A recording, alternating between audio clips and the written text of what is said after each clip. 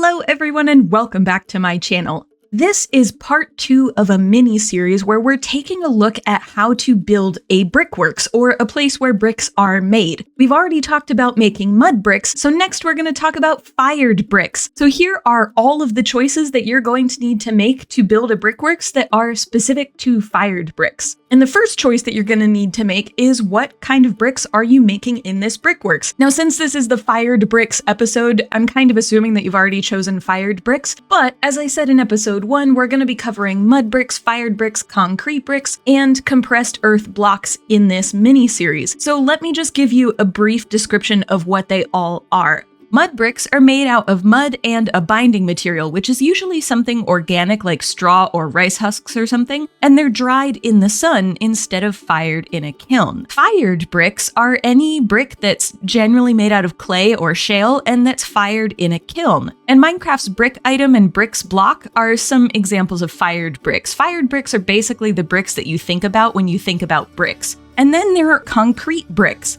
Concrete bricks aren't fired, they're actually cured, and they're made out of sand, gravel, and cement. And the last main category of brick is compressed earth blocks or pressed earth blocks, and those are often abbreviated as CEB. Compressed earth blocks are made from pretty dry subsoil, which is basically soil that's underneath the ground that we walk on. Brickmakers then mix that soil with some clay or maybe even some concrete, and then they use a machine that is specially designed to create these bricks by pressing the soil together at a really high pressure, and that makes a compressed earth block. So as I said, in this episode, we're going to talk about fired bricks and the choices that you're going to need to make that only apply to fired bricks. So the next choice that you're going to need to make is why choose fired bricks? Why are you making fired bricks? Now granted, again, you've already made the decision to make fired bricks, so you probably have a sense of why you want to make them, but it's important to think about that before we dive into this build.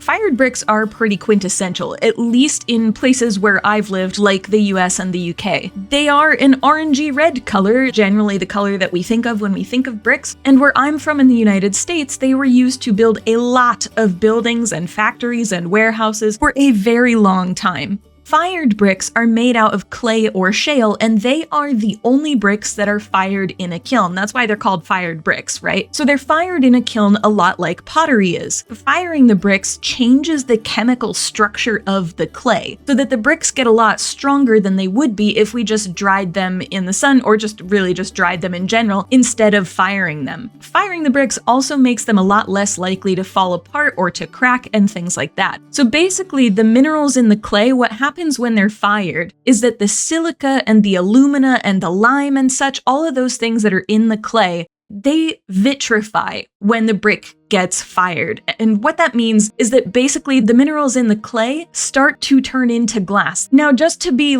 super clear, it is not the same as glass. Bricks are not glass, but the very start of that process happens when we fire clay in a kiln. And if something is forming glass, then that starts to bind all of the materials in that brick. It binds them together far stronger than if we had just dried it in the air outside. And because of that vitrification, fired bricks tend to be a lot sturdier than mud bricks. Fired bricks are also a lot less complicated in terms of materials than things like concrete bricks. But one downside to fired bricks is that they do require a lot of materials and a lot of fuel to make, so they definitely have a larger carbon footprint than mud bricks do, for example. So maybe you chose fired bricks because they were sturdier, or maybe you chose them because you have easy access to the materials. Whatever your reasons, keep those in mind as you build, because they are going to help you make the rest of the decisions that I'm going to talk about in this video. The next choice is, where are you getting the materials for your bricks? For fired bricks, you're going to need a lot of clay or shale. Clay is probably a bit easier in Minecraft. You can just build a clay pit along a river or build a bit of a clay mine in a lush cave. You should also think about how these materials are harvested. Are people digging the clay out with a shovel, or maybe they've got a backhoe or a digger of some kind? For the shale, you might show the shale mining by building a quarry with stone or andesite standing in for the shale, but also think about how they are mining the shale.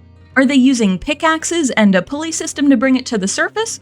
Maybe there are minecarts involved, or maybe they're mining it with TNT. You could also get like really Minecrafty and dangerous with it and have them mine shale using a wither, although you'll probably lose a fair amount of materials in the process if you go that route, so wither at your own risk. You could also go deeper if you really wanted to and use like deep slate or deep slate tiles for shale, but in this world, in my archaeologist guide world, I didn't really have the resources to go much deeper and maintain sanity. So so it's up to you if you want to use that for your mine. I felt like andesite worked pretty well for a shale substitute. Next, you'll want to think about how these materials get turned into something that you can make bricks out of. For fired bricks, brick makers either use clay or they'll grind stones like shale into a really fine-grained sand, and then they'll mix that with some water to form the type of clay that's ideal for fired brick making. And you may be wondering, why not just use clay?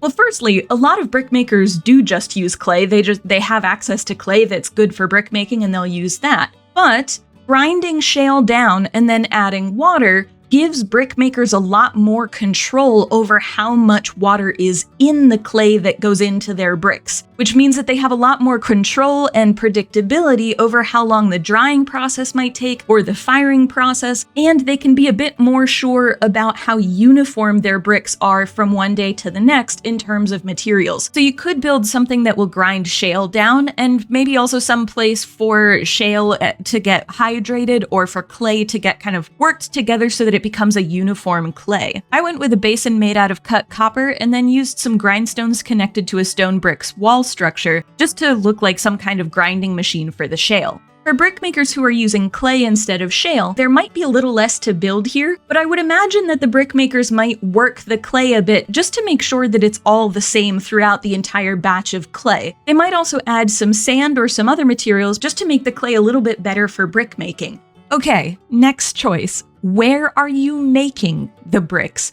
Where you get the materials for the bricks, where you mix and hydrate those materials, and where you shape and dry or fire your bricks might all be in the same place, or it might be in a bunch of different places. In the past, brickworks making fired bricks were often built next to the clay pit where they got their clay, because then they wouldn't have to transport the heavy clay terribly far to make the bricks. But more recently, the brickworks have been built farther away from the clay pits, partly because the company that mines the clay and the company that makes the bricks are often two different companies these days, and also partly because many brickworks sell their bricks to a wide customer base, so being more centrally located or easily accessible to customers works better for them. Is your brickworks next to your clay pit or your shale mine, or is it maybe a little bit closer to a town or a city? Also, is anything you're building as part of the brickworks made out of bricks? It might be really cool to have a few buildings in this brickworks that are made using bricks that were made at this brickworks. On the other hand, you might avoid using bricks like I did in this build because this is a new brickworks in an area that doesn't have easy access to bricks. They haven't had time to build anything with the bricks that they've made because they haven't made that many bricks yet. What size brick are you making? This isn't going to affect things like molds in Minecraft because we don't really have too many options there, but it might affect the final block that you end up using. Believe it or not all bricks are the same size, not even the bricks that we get in Minecraft. You can see there's a big difference in size between like the regular bricks and the nether bricks and the red nether bricks versus the polished blackstone bricks or the endstone bricks. Because bricks are usually used to make walls, the standard brick size in each country actually depends at least a little bit on a good thickness of wall for the climate that the bricks are made in.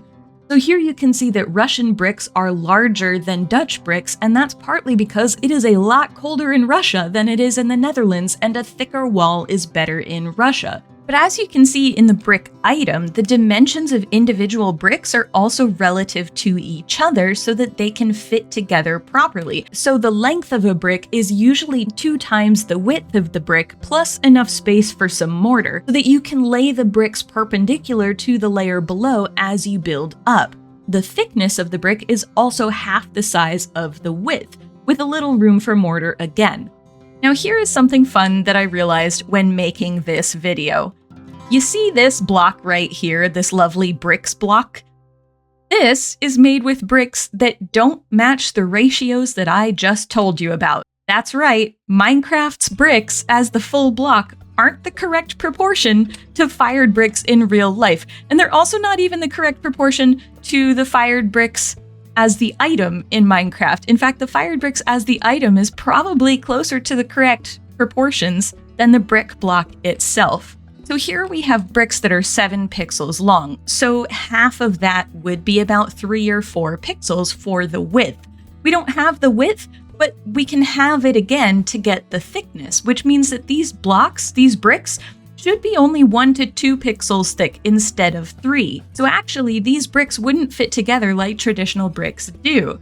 If we work the math out the other way, so instead of starting with the length, we start with the thickness, a brick that's 3 pixels thick should be about 6 or 7 pixels wide, so it would be about this wide, and then about 12 pixels long. Bricks in real life have a little bit of wiggle room between them, but even with the wiggle room, the minimum length for these bricks should be about 10 pixels, not 7. Now, before anybody goes and floods Minecraft's inbox, I'm assuming that they have the proportion the way that they do because it looked better than the shorter bricks.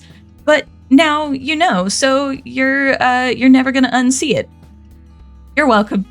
We don't really have different sizes of bricks in Minecraft. We really only have 2 types of bricks. We have these bricks, which are closer to fired brick size. So we have regular fired bricks, and then we have nether bricks, and then we have red nether bricks.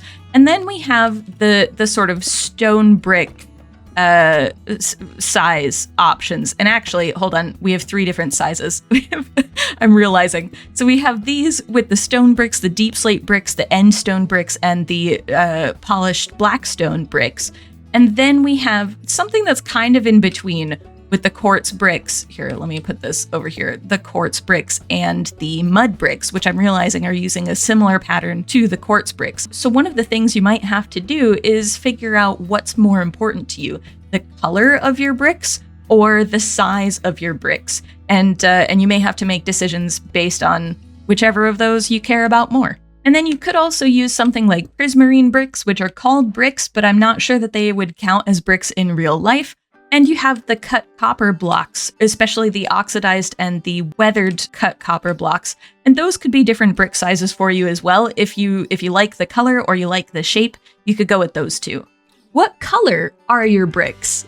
The color of your bricks in the real world is mostly going to depend on the materials that you used to make it and the reaction that those materials have to drying or firing. Fired bricks are often this reddish orange in color, or orangey red brick color, the color that you picture when you think of bricks. And that's because there's small amounts of iron in the clay.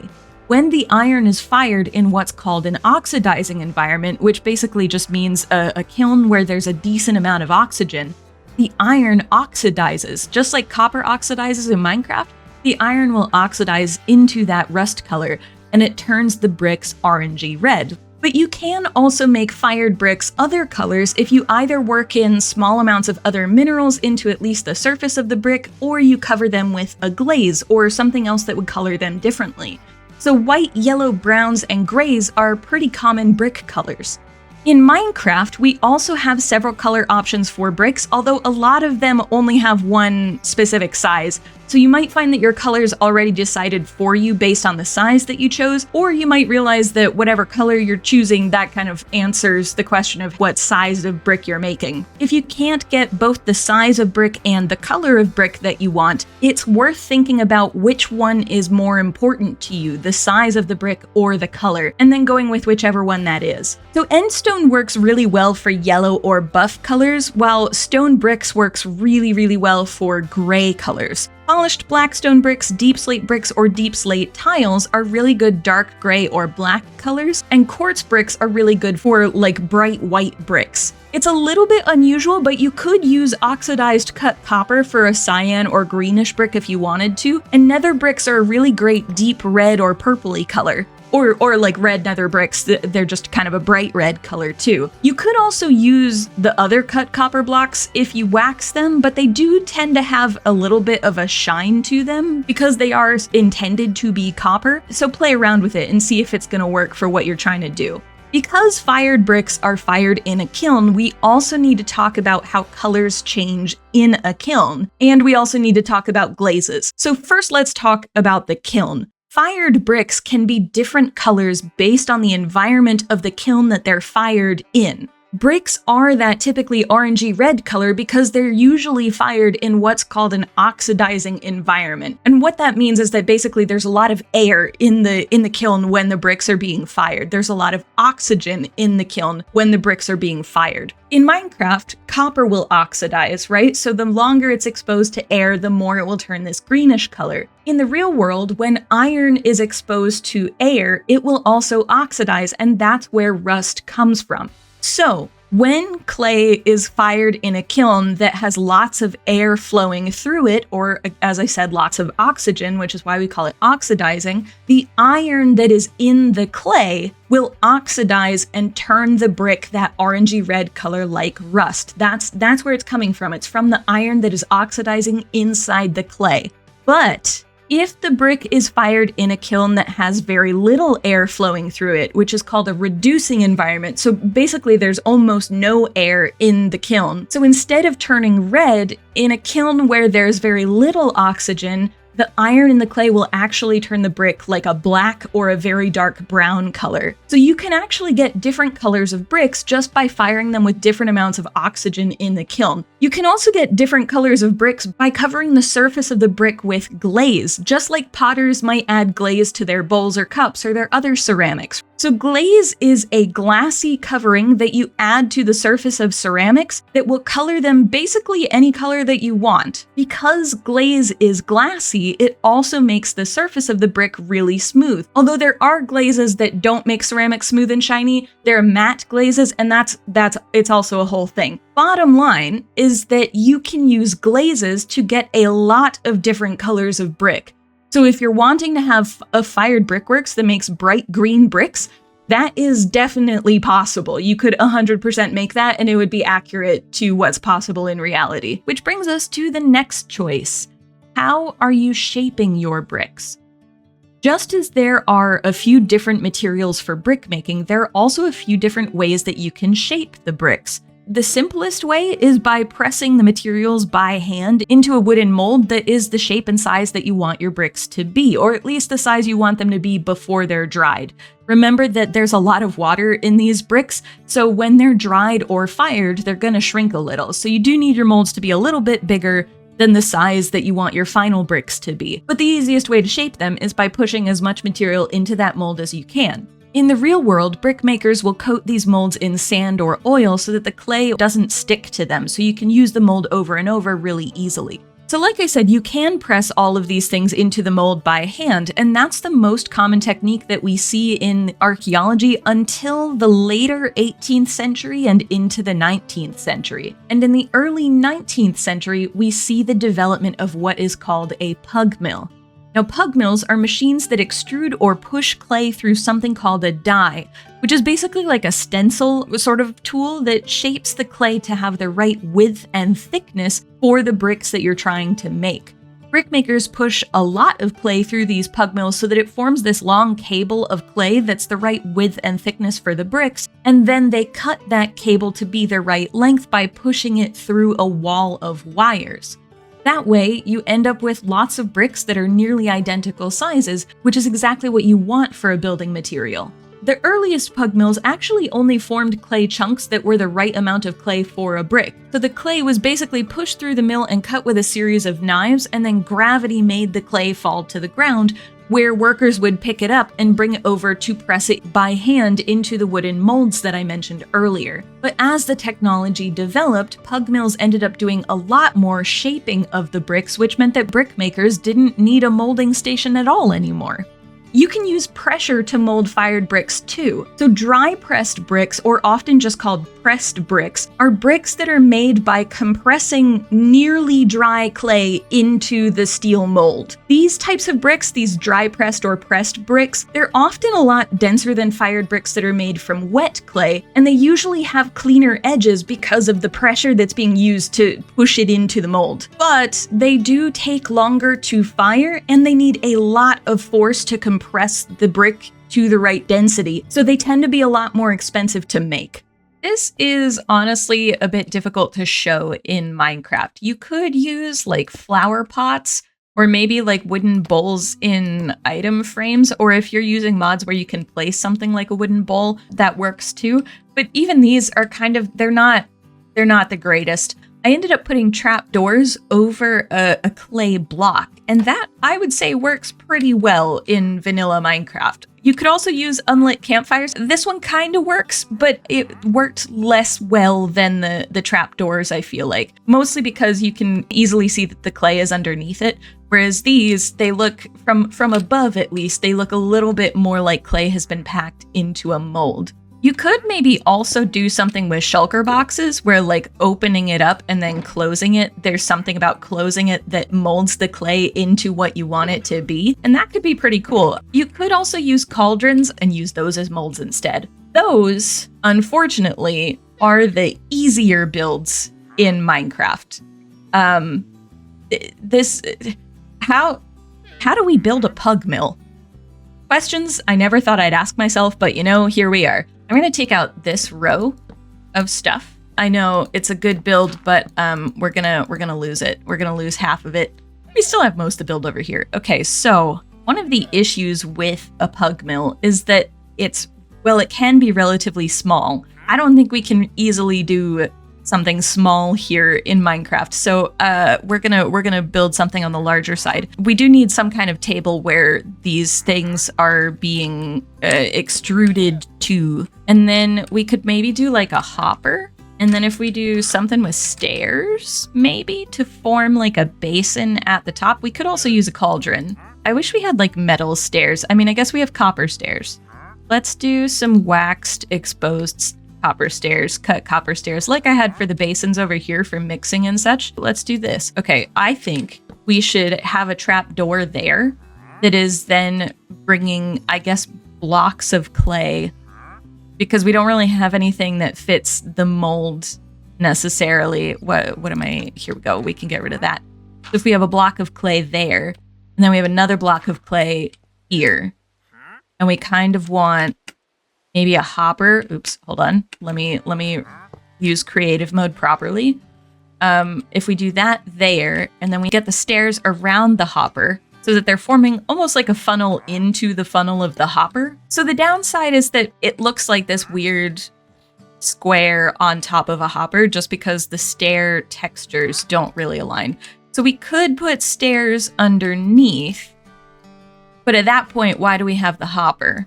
Right? So maybe we take the hopper out and we put the stairs underneath. Now we could fill in the corners so that it looks more like ooh, actually, I kind of like this, I think. Hold on. Once I can walk around the whole thing. Okay. That's pretty good. And then we take this out. And if we have, sorry, that was just a block that was a placeholder for anyone who's visually impaired. And if I grab a trapdoor that is more solid, like the spruce trapdoor, we could also do a birch trapdoor, although that looks a little flimsy to me. I think we're gonna go with spruce.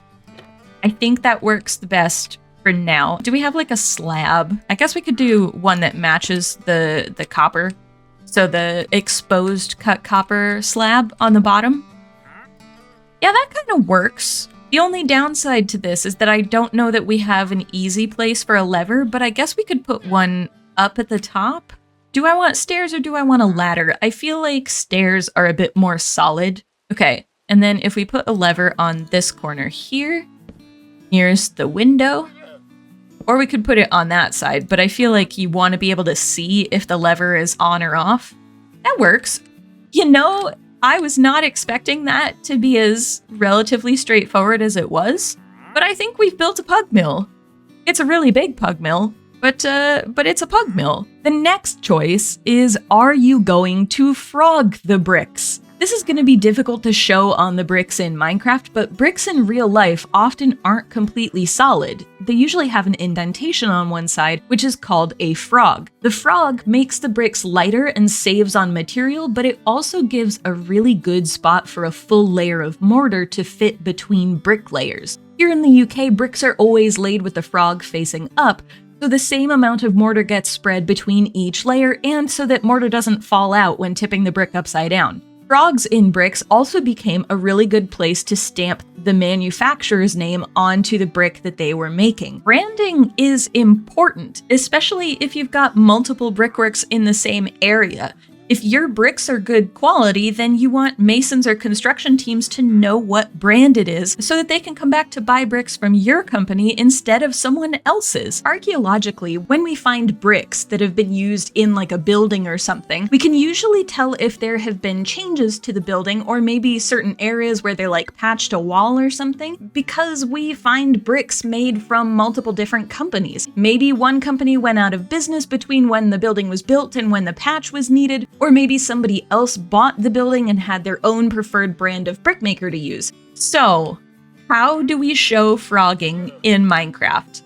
I am gonna be honest, I really am not sure. This is gonna be, I mean, you can't show it on the blocks themselves, so automatically this is gonna be something that's more like a station than anything else. I suppose you could use a button or like a pressure plate. A pressure plate is maybe too big. So let's see, we have a pressure plate.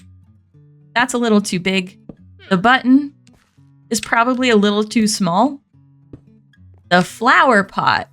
Now, okay, all right, we might be cooking here. This might work out. Okay, we're gonna add some more clay to the table. We're gonna put a flower pot on top of the clay. And I'm wondering if we can show something that pushes the clay pot down into the brick. If we do a piston here, let's get a chain because we can't just have a piston hanging out in midair. And then if we do a lever, okay, so we have the staircase by the window. What if we then take some slabs, like polished andesite, and make it kind of a platform? And if I put the lever on this side, okay, they go up, they have access to this lever, and they have access to this lever. I need to put, health and safety is important. Let's do some warped trapdoors on the outside of where they would walk. So long as it looks like that is a station that is happening, that's all that matters. Or you could do this for frogging the bricks. Get it? It's a frog on the bricks. It seriously, the amount of self-control that this took to not make this joke from the very beginning. Next choice.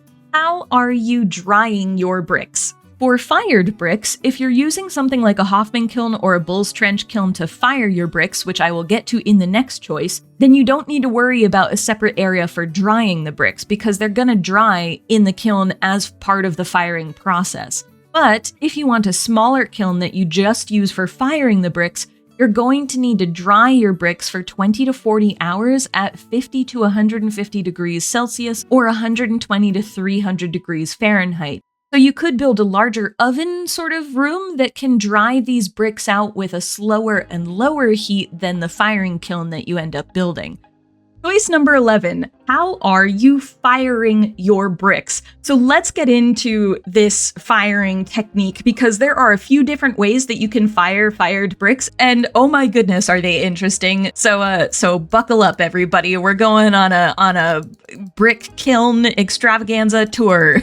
So the first option is using what's called a brick clamp. If you've seen my coal and charcoal video in my Archaeologist Guide series, you'll know that these charcoal piles are often called charcoal clamps. Well, a brick clamp is very similar to a charcoal clamp. Bricks are assembled and stacked around multiple piles of wood or charcoal, leaving holes so that the air can flow around the bricks. Once the pile is complete, just light the fire and keep it going, and you're good to go. When these are just made out of bricks, so like you're literally just, you stack all the bricks and those are the things that fire, that's when they're called a brick clamp. But you can also turn your brick clamp into what's called a scove kiln by packing earth or mud around it like we did with the charcoal clamps. Brick clamps and stove kilns are really helpful because they don't need a lot of materials. They're mostly made out of the bricks that you're trying to fire. But there are a few drawbacks. First, the bricks that are closest to the bottom are closest to the fire, and so they end up getting overfired or overburned. And bricks on the top layers don't get enough heat because they're too far away from the fire. So only the bricks in the middle are what are called first-class bricks. So if you're able to make a proper kiln, it's worth doing that to save overburning or underburning like half of your bricks. There are two main styles of kiln for fired bricks, at least at the industrial level. There's the Hoffman kiln and the Bull's Trench kiln.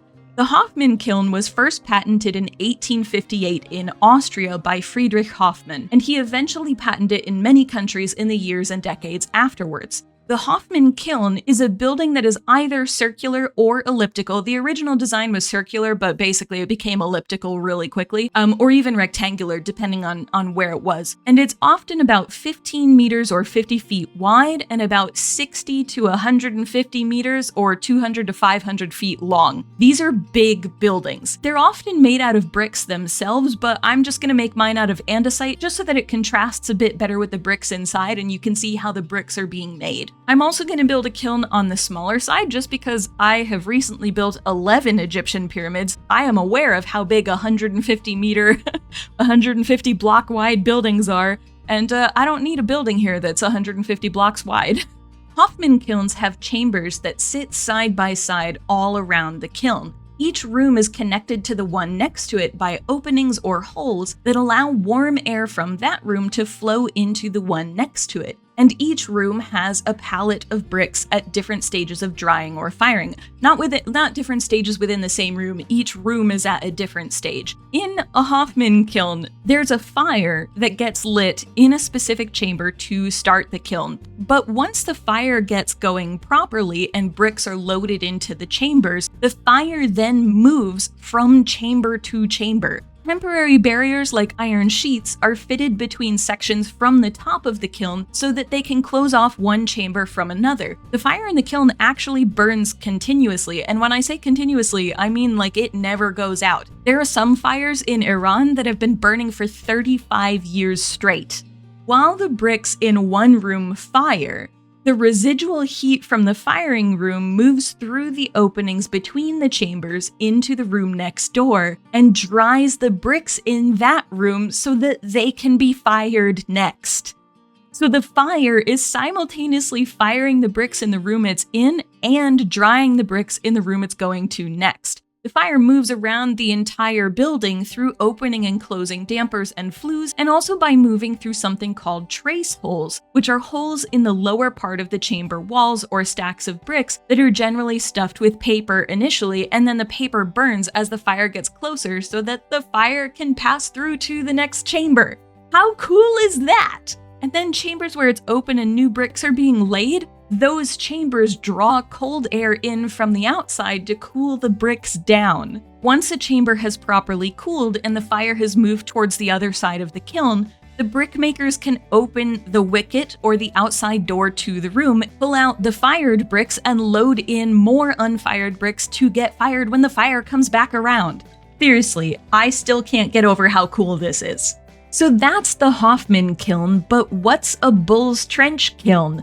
The Bull's Trench kiln was designed by W. Bull in the late 19th century, so around the same time that Hoffman was making his kiln.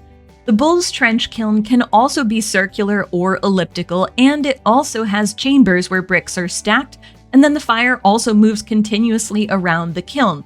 But there are a few big differences between the Hoffman kiln and the Bull's Trench kiln. First, the Bull's Trench kiln is called a trench kiln because it's actually underground. It is dug into the ground. It's a trench for a trench kiln. Get it? The general dimensions are about 6 to 9 meters or 20 to 30 feet wide, about 2 to 2.5 meters or 6.5 to 8 feet deep, and about 100 to 150 meters or roughly 300 to 500 feet long. So basically as long as a lot of pyramids are wide. We're back to the mega builds, guys. These two kilns, they're so big. Also, technically you can build a bull's trench kiln above ground, but the original design was for a trench underground, or like dug into the ground with the roof sticking up. The other main difference with the bull's trench kiln is that the chimney can actually move around the building, and so can the roof. You could just move it to wherever the fire is. In a Hoffman kiln, the chimney is stationary. It doesn't go walking about with the fire. In a bull's trench kiln, the chimney moves with the fire. So the roof of a bull's trench kiln is usually made out of something like tin or some other kind of metal so that it can be moved easier, and you can place the chimney, as I said, pretty much anywhere in the kiln that you want, depending on where the fire is. The downside is that you do need to support the chimney with wires so that it doesn't just topple over, because it's not a terribly stable thing when it's portable. And it also does mean that the roof is often a little bit flimsier because you need to be able to move the roof as well. Also, because the chimneys need to be light enough to move, they're often a little bit too short for the bull's trench kiln to maximize its heat efficiency. So basically, they use shorter chimneys so that they can move the chimney around, but that means that more heat from the kiln gets lost in the firing process instead of being used to dry and fire more bricks. But the bull's trench kiln works largely the same as a Hoffman kiln, and it can hold between 200,000 to 300,000 bricks at a time, which is enormous. And the same is true for the Hoffman kiln. They can hold a lot of bricks. And the next thing to think about with fired bricks is what kind of fuel you're using to fire your bricks. So most of the firing techniques that I've talked about, like the brick clamp and the Scove kiln and the Hoffman kiln that we've got up there and the bull's trench kiln, they tend to use either wood or charcoal as their fuel. But a Hoffman kiln or a bull's trench kiln can also use gasoline or coal or natural gas or pretty much any other type of fuel, so long as it can reach temperatures between 600 and 1200 degrees Celsius or 1500 to 2000 degrees Fahrenheit. So instead of wood or charcoal, you could instead use maybe like a block of coal or some campfires like I have up there. Or if you want to get a bit Minecrafty with it, you could use a kelp block or a bucket of lava or a blaze rod. You have a lot of options here. And that's it! We've gone through all of the choices that are specific to fired bricks. Next episode, we're going to talk about concrete bricks. So if you'd like to get notified when that episode drops next week, subscribe to the channel and hit the notification bell. If you missed episode 1 of this mini-series, check out this video over here. Or if you would like to see me building a brickworks in a survival world, check out this video in my Archaeologist Guide to Minecraft series right over here. That's all from me for today. Thank you all for tuning in, and I hope you have a great rest of your day. Bye!